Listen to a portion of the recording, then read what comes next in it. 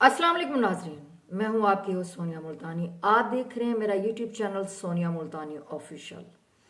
नाजरीन, आज हम जिस टॉपिक पे बात करने जा रहे हैं वो टॉपिक बहुत ज़्यादा ख़ास है। और जैसे मैंने ये देखी वीडियो, मैं थोड़ा सा ये बताती चलूँ। हमारे बहुत ही प्यारे भाई, बहुत ही अच्छे एंकर हैं, बहुत अच्छे होस्ट, परखच्चे प्रोग्राम करते हैं। अरगमान अगस्सी साहब बहुत अच्छा काम करते हैं। मैं हमेशा उनके काम की दिलदादा रही हूँ। मुझे उनका काम बहुत पसंद है। बड़ा बेबाक तरीके से काम करते हैं, जो सहाफ़त के ऐन असूलों के मुताबिक वो काम करते हैं, खुल के बात करते हैं। अपना रोड शो वो बड़ा कमाल करते हैं। अच्छा, इसके साथ अब मैं जाती हूँ मेन मुद्दे के ऊपर। उन्होंने एक व्लॉग बनाया जो कि कल बल्कि अब दूसरा दिन है, उन्होंने अपलोड किया। और वो ऐसा व्लॉग था कि उसने झंझोड़ के रख दिया। खरबों के मालिक, खरबपति, जिसके पास, जिस इंसान के पास ऐसी शख्सियत, दौलत के ढेर हैं, फार्म हाउसेस, इतने प्यारे घर, गाड़ियां, दुनिया जहां की हर आसाइश। बंदा दुनिया जहां की आसाइश क्यों हासिल करता है? अपनी औलाद के लिए, अपने बच्चों के लिए। तो उस शख्सियत का नाम है हसन निसार साहब, जो किसी तारुफ के मुताज नहीं है। नामवर सहाफ़ी, नामवर शख्सियत। हर बंदा इनके बयान सुनता है, इनके व्लॉग देखता है, इनके तबसरे देखता है कि वो क्या कह रहे हैं। उनके बारे में आज हम बात करने जा रहे हैं, उनके बेटों के बारे में। तो आज बात ये करेंगे कि उनके दो बेटे जो उनकी पहली बीवी में से थे हैं, और पहली बीवी को इन्होंने तलाक दे दी थी अलहदगी अख्तियार करने के बाद। बच्चे 5वीं क्लास में पढ़ते थे। ये 1994-95 की बात है। तो बेटे 5वीं क्लास में थे। उसके बाद बाप ने जब माँ को तलाक दी, वो अलहदा हो गई। तो इन्होंने ये बच्चे अपने बाप के पास इंटर करने तक रहे। उसके बाद बाप ने दूसरी शादी की। जब बाप ने दूसरी शादी की तो बाप ने उनको कहा, ये बाप ने दूसरी शादी, माजरत के साथ, बाप ने दूसरी शादी 95 में की। माँ को तलाक पहले हो चुकी थी। अब जब माँ को तलाक होगी, 95 तक बच्चे बाप के पास रहे। जब बाप ने दूसरी शादी 1995 में की तो फिर जो है ना, बाप का ये था, पहले भी रवैया ठीक नहीं था। उसके बाद बाप ने कहा, हसन निसार साहब ने, कि तुम लोगों ने जाना है तो जाओ यहाँ से। अब ये बच्चों का कहना है, बेटों का कहना है। तो बाप ने कहा, जी तुम लोग चले जाओ यहाँ से। अब वो वहाँ से अलहदा हो गए। और उनसे पूछा गया कि क्या मामलात रहे, क्या था। वो कहते हैं कि हमें हमारा बाप सिर्फ खाने को देता था, हल्की फुल्की हमारी जो फीस थी वो भरता था। बाकी जो हमारी बुनियादी ज़रूरियात हैं, हमें अच्छे कपड़े, अच्छा रहन सहन, अच्छा मतलब हमारे सारे दोस्तों के पास गाड़ियाँ थीं, मोटर बाइक्स थीं, अच्छी हर चीज़ थी, ज़रूरत ज़िंदगी की हर चीज़ थी। लेकिन हमारे बाप ने हमें कुछ नहीं लेके दिया था, खुद गाड़ियों में घूमते थे। अच्छा, उसके बाद वो कहते हैं कि हमें हमारे बाप ने घर से निकाल दिया। हम तब से लेकर अब तक मतलब बड़ी बुरी सिचुएशन में है, बुरी हालत में है। अच्छा, अब ये है कि अरगमान भाई को दिखाया गया। वो देखा जा सकता है, वो एक बहुत ही गरीब ढाबा है, सादा, वहां पे बैठे, और बहुत ही सादा सा ढाबा है एक, वहां पे बैठ के हसन निसार साहब के बड़े बेटे का नाम, अच्छा नाम भी बड़े प्यारे हैं, बड़े बेटे का नाम मैं बताती हूँ आपको। उनका बड़े बेटे का नाम शैपर अमाम बिन हसन, शैपर अमाम बिन हसन नाम है। अच्छा, अब आप देखें, हालत देखें, चेहरा देखें, मतलब बाप को देखें, बाप के माल को देखें, पैसे को देखें, फार्म हाउसेस को देखें, दुनिया जहाँ की प्रॉपर्टी बाप के पास, और बेटे की हालत देखें।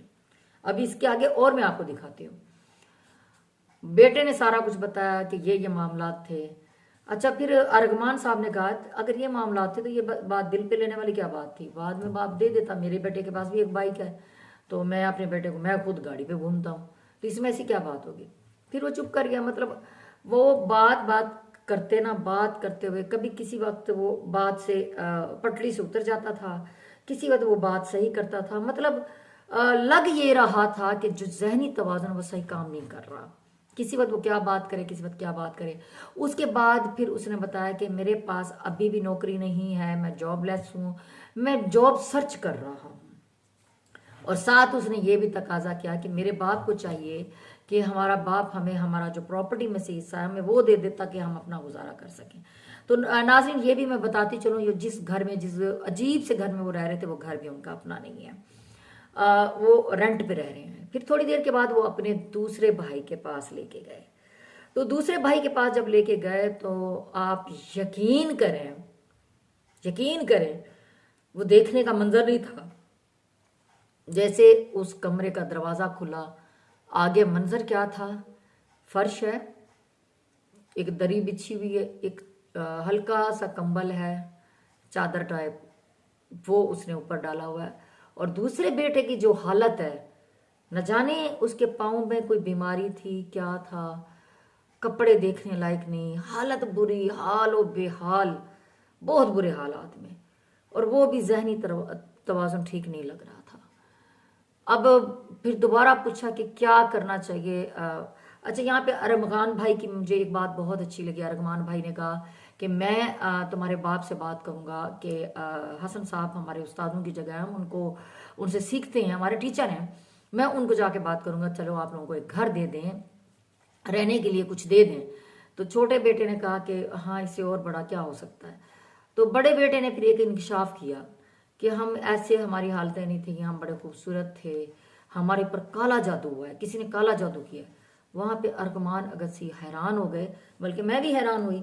भी आज के दौर में काले जादू का कोई वो नहीं होता, लेकिन उसको किसी ने ये बात जहन में डाल दी कि हमारे ऊपर जादू हुआ है। वो कहता मेरा बाप भी मुझसे दूर हो गया, हमसे दूर हो गया, और उसके बाद हमारी माँ को तलाक हो गई, फिर जो है ना हमारी ये हालत हो गई। फिर अरगमान साहब ने कहा, अरगमान भाई ने कहा कि चलो मैं वाइट जादू करूँगा, वाइट मैजिक करूँगा, मैं जाके आपके वाले साहब को कहूँगा कि आप लोगों के लिए कुछ सोचें। तो वहाँ पे वो चुप करके बैठे थे। मतलब वहाँ पे ये दिखाया गया जो ज़ाहिरी नज़र आ रहा था, दोनों भाइयों की हालत ठीक नहीं थी। वजह क्या है? अब फिर मैं नीचे कमेंट्स की तरफ गई।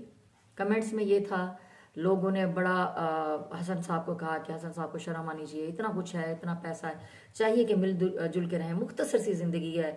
किसी ने कहा कि इनका कानूनी हिस्सा बनता है, इनको हिस्सा देना चाहिए। मैं ये साथ साथ स्क्रीनशॉट लगाती जाती हूँ, ये तस्वीरें लगाती जाती हूँ। किसी ने कहा कि ये सारा कुछ पता नहीं इनके साथ क्या बीती है, किस तरह के हालात रहे होंगे, किस तरह इन्होंने फाइट की होगी। आज इनका जहनी तवाज़ुन दोनों भाइयों का ठीक नहीं लग रहा। आप भी देखें, आपको भी लगेगा। मैं साथ साथ वीडियोस भी लगाती हूँ, साथ साथ तस्वीरें भी लगा रही हूँ। मुझे भी यही लगा कि असल असर कहाँ हुआ है, कहाँ मामला ख़राब हुए हैं। सिर्फ माँ बाप की तलाक नहीं होती, उसके साथ बच्चे भी बर्बाद होते हैं। माँ बाप अपनी ज़िंदगियों को निकल जाते हैं किसी तरह मैनेज मुनेज करके। जो औलाद होती है ना, उसके ऊपर बहुत बुरा असर पड़ता है। बचपन से लेकर अब तक 5वीं क्लास में थे, उनकी माँ को तलाक हुई, पता नहीं किस हालात में घर में रहे। 11वीं में जब इंटर में आए तो उसके बाद ही उनके बाप ने उनको भगा दिया, घर से निकाल दिया। जहनी तौर पे वो जहनी तवाज़ुन उनका ख़राब था। आज भी वो इस एज में पहुंच गए हैं, लेकिन उनका दिमाग आज भी बच्चों वाला है। वो बड़े हो के भी उसी जगह पे अटके हुए हैं जहां उनकी माँ उनसे अलग हुई थी। आज वो उनको ये लग रहा है कि हमारा बाप हमें देगा, हम तब खाएंगे, हम तब जो है ना कुछ कर सकेंगे। हालांकि अमूमन थोड़ा सा बंदा मिच्योर होता है, जैसे बालिग होता है, तो बच्चों के जहन में आ जाता है, जब माँ बाप की सपोर्ट होती है फुल, तो लोग बच्चे जो है अपने लिए कुछ करते हैं, एफर्ट्स करते हैं, कुछ ना कुछ करने की कोशिश करते हैं, और 20-25 साल की उम्र में स्ट्रांग हो जाते हैं, अपने पाँव पे खड़े हो जाते हैं।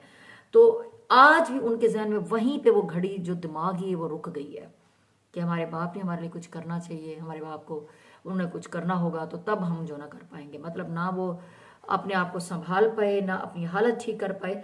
हालांकि यहाँ पे इस चीज़ की अक्कासी होती है, पैसा बहुत कुछ चेंज कर देता है, इंसान की शक्ल, इंसान का हुलिया, इंसान की पर्सनालिटी। जब पैसा ना हो ना, तो इंसान कुछ भी नहीं कर सकता, ये आप देख सकते हैं। तो माँ बाप के रिश्ता टूटने के बाद, उसके बाद जो उनके जहन पे वो जो चीज़ रुकी आके, जिस बात पे आज भी वो अटके में, उस बात से वो आज भी नहीं निकले, उस बचपने से वो आज भी निकले, उस डर से आज भी नहीं निकले। आज भी उनको सपोर्ट चाहिए, उनको सहारा चाहिए कि हमारा बाप हमारे लिए कुछ करेगा तो हम करेंगे। तो नाज़रीन, आप इस बारे में क्या कहते हैं? क्या हसन निसार साहब को अपनी औलाद के बारे में कुछ करना चाहिए ना? मुझे जो लगा कि यार, औलाद तो जानवरों को भी बहुत प्यारी है, जैसी भी होती है। अब हमें ये समझाया जाता है माँ बाप होते हैं, वो जैसे भी हो, ऐसी औलाद है। औलाद जैसी भी हो, माँ बाप के तो जिगर का टुकड़ा होती है। माँ बाप ही अपना सारा कुछ अपनी औलाद के लिए करते हैं, तो हसन निसार साहब को तरस क्यों नहीं आ रहा? यहाँ पे हसन निसार साहब को सोचना चाहिए, उनकी औलाद है, उनका खून है। आज अगर वो अपनी औलाद के लिए स्टैंड लेते हैं, उनके लिए कुछ मुनासिब इंतज़ाम करते हैं, उनको घर दे देते हैं और उनको कोई कारोबार का जरिया कर देते हैं, तो ये आए दिन जो यूट्यूबर जा रहे हैं उनके इंटरव्यू ले रहे हैं, हसन निसार साहब की भी जगहसाई हो रही है और दुनिया तमाशा देख रही है, तो ये तमाशा ना देखे। आप इस बारे में क्या कहते हैं? अपनी कीमती राय का इजहार कमेंट बॉक्स में करें। और इसी के साथ आपसे मुलाकात होगी मेरे अगले व्लॉग में। तब तक के लिए मैं आपसे इजाज़त चाहूँगी, लेकिन उससे पहले मेरे इस चैनल का आपने ख्याल करना है। इसको लाइक करें, शेयर करें, सब्सक्राइब करें, बेल आइकन को प्रेस करें और इजाज़त दें मुझे। अल्लाह हाफिज़। मुलाकात होगी अगले व्लॉग में। पाकिस्तान जिंदाबाद।